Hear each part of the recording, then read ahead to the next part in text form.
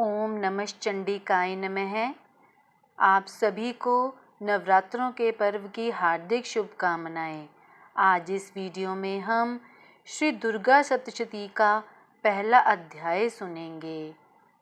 अगर आप मेरे चैनल पर नए हैं तो आप मेरे चैनल को सब्सक्राइब करें ताकि आपको मेरी आने वाली वीडियो की नोटिफिकेशंस मिलती रहे। तो आइए सुनते हैं पहला अध्याय। महर्षि मार्कंडेय जी बोले, सूर्य के पुत्र सावर्णी की उत्पत्ति की कथा विस्तार पूर्वक कहता हूँ, सुनो। सावर्णी महामाया की कृपा से जिस प्रकार मनवंतर के स्वामी हुए उसका हाल भी सुनो। पहले स्वारोचिष नामक मनवंतर में चैत्रवंशी सूरत नाम के एक राजा थे। सारी पृथ्वी पर उनका राज्य था। वह प्रजा को अपने पुत्र के समान मानते थे, तो भी कोला विध्वंसी राजा उनके शत्रु बन गए।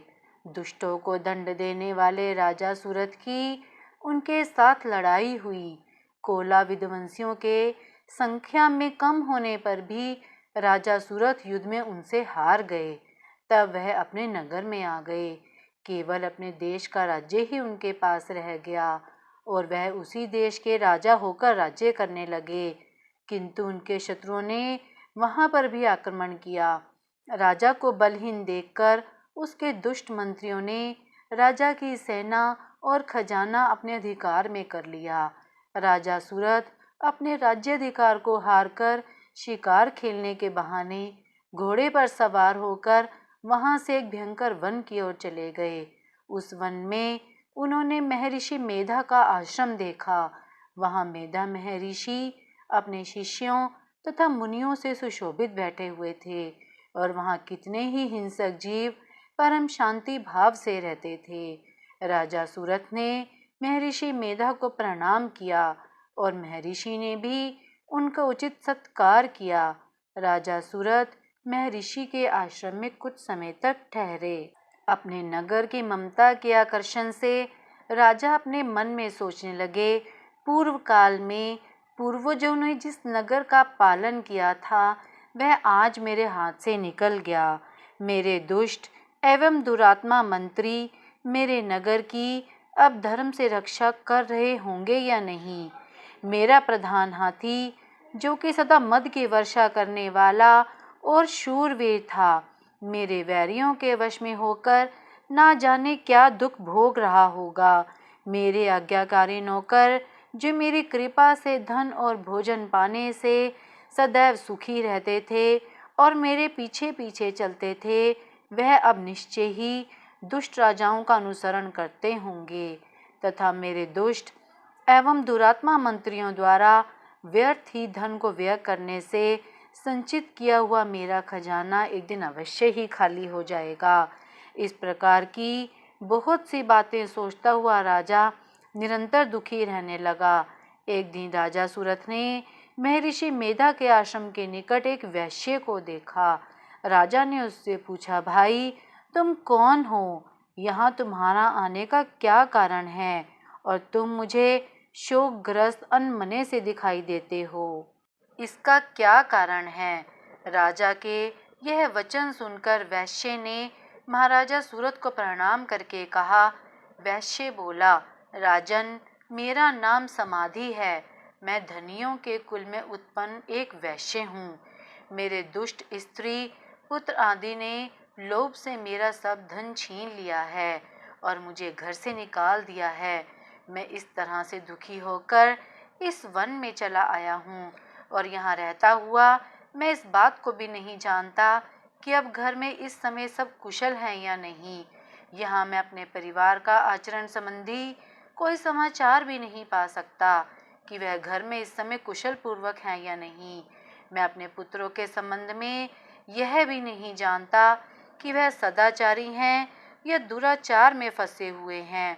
राजा बोले, जिस धन के लोभी स्त्री पुत्रों ने तुम्हें घर से निकाल दिया है, फिर भी तुम्हारा चित्त उनसे क्यों प्रेम करता है? वैश्य ने कहा, मेरे विषय में आपका ऐसा कहना ठीक है, लेकिन मेरा मन इतना कठोर नहीं है।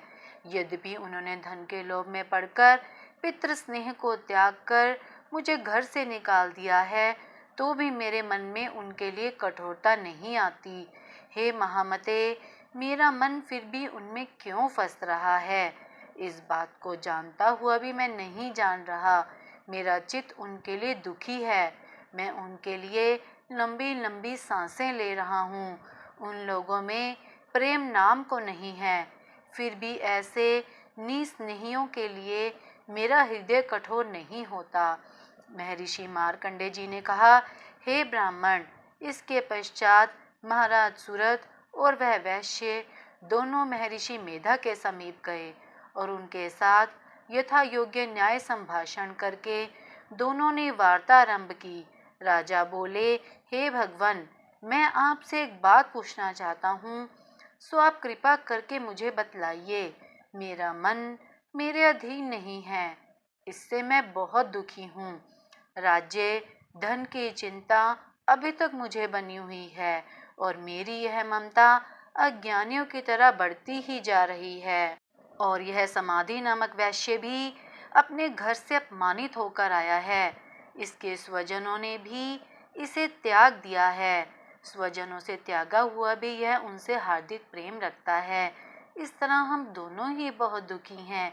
हे महाभाग, उन लोगों के अवगुणों को देखकर भी हम दोनों के मन में उनके लिए ममता जनित आकर्षण उत्पन्न हो रहा है। हमारे ज्ञान रहते हुए भी ऐसा क्यों है? अज्ञानी मनुष्यों की तरह हम दोनों में यह मूर्खता क्यों है? महर्षि मेधा ने कहा, विश्व मार्ग का ज्ञान सब जंतुओं को है। सबके लिए विषय पृथक पृथक होते हैं। कुछ प्राणी दिन में नहीं देखते, कुछ रात को, लेकिन कई जीव ऐसे हैं जो दिन तथा रात दोनों में देख सकते हैं। यह सत्य है कि मनुष्य में ज्ञान प्रधान है, लेकिन केवल मनुष्य ही ज्ञानी नहीं होता, पशु पक्षी आदि भी ज्ञान रखते हैं। जैसे यह पशु पक्षी ज्ञानी है, वैसे ही मनुष्यों का ज्ञान है, और जो ज्ञान मनुष्यों में है वैसे ही पशु पक्षियों में है, तथा अन्य बातें भी दोनों में एक जैसी पाई जाती हैं।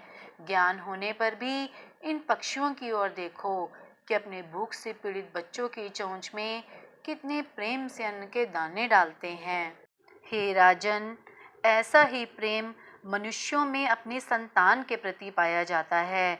लोभ के कारण अपने उपकार का बदला पाने के लिए मनुष्य पुत्रों की इच्छा करते हैं और इस प्रकार मोह के गड्ढे में गिरा करते हैं।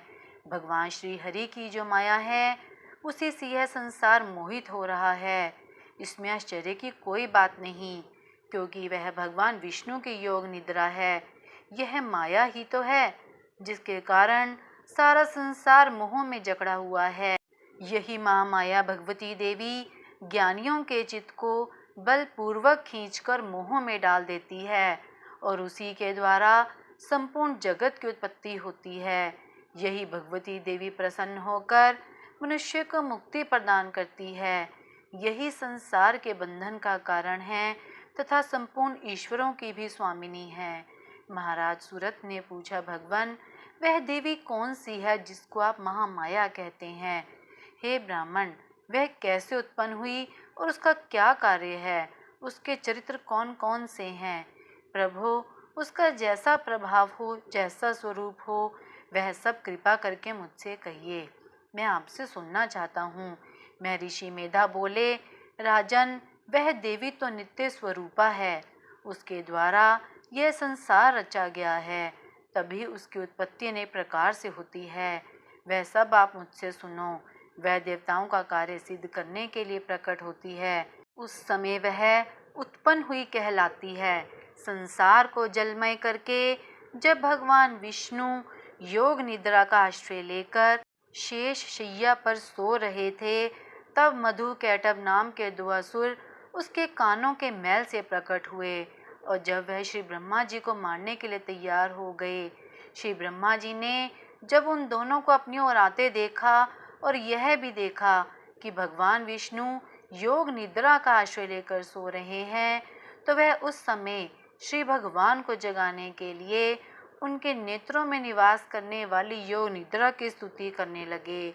श्री ब्रह्मा जी ने कहा, हे देवी, तुम ही स्वाहा, तुम ही स्वधा और तुम ही वशटकार हो। स्वर भी तुम्हारा ही स्वरूप है, तुम ही जीवन देने वाली सुधा हो। नित्य अक्षर, प्रणव में आकार, उकार, मकार, इन तीनों में माताओं के रूप में तुम ही स्थित हो। इसके अतिरिक्त जो बिंदु पथ अर्ध मात्रा है, जिसका कि विशेष रूप से उच्चारण नहीं किया जाता, हे देवी, वह भी तुम ही हो। हे देवी, संध्या, सावित्री तथा परम जननी तुम ही हो। तुम इस विश्व को धारण करने वाली हो। तुमने ही इस जगत की रचना की है और तुम ही इस जगत का पालन करने वाली हो और तुम ही कल्प के अंत में सबको भक्षण करने वाली हो। हे देवी, जगत की उत्पत्ति के समय तुम सृष्टि रूपा होती हो, पालन काल में स्थित रूपा हो और कल्प के अंत में संहार रूप धारण कर लेती हो। तुम ही महाविद्या, महामाया, महामेधा, महारात्रि और मोहरात्रि हो। श्री ईश्वरी और बोध स्वरूपा बुद्धि भी तुम ही हो। लज्जा, पुष्टि, तुष्टि, शांति और क्षमा भी तुम ही हो। तुम खड्ग धारिणी, शूल धारिणी, घोर रूपा तथा गदा, चक्र, शंख और धनुष को धारण करने वाली हो। बाण, भुशुंडी और परिघ, यह भी तुम्हारे ही अस्त्र हैं। तुम सौम्य और सौम्यतर हो।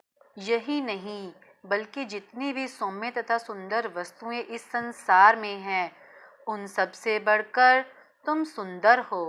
पर और अपर सब पर रहने वाली सुंदर तुम ही हो। हे सर्वस्वरूपे देवी, जो भी सत असत पदार्थ हैं और उनमें जो शक्ति है, वह तुम ही हो। ऐसी अवस्था में भला तुम्हारी स्तुति कौन कर सकता है। इस संसार की सृष्टि, पालन और संहार करने वाले जो भगवान हैं, उनको भी जब तुमने निद्रा के वशीभूत कर दिया है, तो फिर तुम्हारी स्तुति कौन कर सकता है। मुझे भगवान विष्णु तथा भगवान शंकर को शरीर धारण कराने वाली तुम ही हो। तुम्हारी स्तुति करने की शक्ति किसमें है। हे देवी, तुम तो अपने इन उदार प्रभावों के कारण ही प्रशंसनीय हो। मधु और कैटब जो भयंकर असुर हैं, इन्हें तो मोह में डाल दो और श्री हरि भगवान विष्णु को भी जल्दी जगा दो और उनको मार डालने की बुद्धि भी उत्पन्न कर दो। महर्षि मेधा बोले, हे राजन, जब श्री ब्रह्मा जी ने देवी से इस प्रकार स्तुति करके भगवान को जगाने तथा मधु और कैटब को मारने के लिए कहा, तो वह भगवान श्री विष्णु के नेत्र, मुख, नासिका, बाहु, हृदय और वक्ष स्थल से निकलकर श्री ब्रह्मा जी के सामने खड़ी हो गई। उनका ऐसा करना था कि भगवान श्री हरि तुरंत जाग उठे और दोनों असुरों को देखा, जो कि अत्यंत बलवान तथा पराक्रमी थे और मारे क्रोध के, जिनके नेत्र लाल हो रहे थे और जो ब्रह्मा जी को वध करने के लिए तैयार थे। तब क्रुद्ध हो उन दोनों दुरात्मा असुरों के साथ भगवान श्री हरि पूरे 5000 वर्ष तक लड़ते रहे। एक तो वह अत्यंत बलवान तथा पराक्रमी थे, दूसरे महामाया ने भी उन्हें मोह में डाल रखा था। अतः वह श्री भगवान से कहने लगे, हम दोनों तुम्हारी वीरता से अत्यंत प्रसन्न हैं, तुम हमसे कोई वर मांगो। भगवान ने कहा, यदि तुम मुझ पर प्रसन्न हो तो अब तुम मेरे हाथों से मर जाओ। बस इतना सा ही वर मैं तुमसे मांगता हूँ, यहाँ दूसरे वर से क्या प्रयोजन है। महर्षि मेधा बोले, इस तरह से जब वह धोखे में आ गए और अपने चारों ओर जल ही जल देखा, तो भगवान श्री हरि से कहने लगे, जहाँ पर जल न हो, सूखी जमीन हो, उसी जगह हमारा वध कीजिए। महर्षि मेधा कहते हैं, तथास्तु कहकर भगवान श्री हरि ने उन दोनों को अपनी जांघ पर लिटाकर उन दोनों के सिर काट डाले। इस प्रकार से यह देवी श्री ब्रह्मा जी की स्तुति करने पर प्रकट हुई थी। अब तुमसे उनके प्रभाव का वर्णन करता हूँ, सो सुनो। श्री दुर्गा सप्तशती का पहला अध्याय संपूर्ण हुआ। अगर आपको मेरी वीडियो पसंद आई हो तो आप मेरी वीडियो को ज़्यादा से ज़्यादा लाइक और शेयर करें।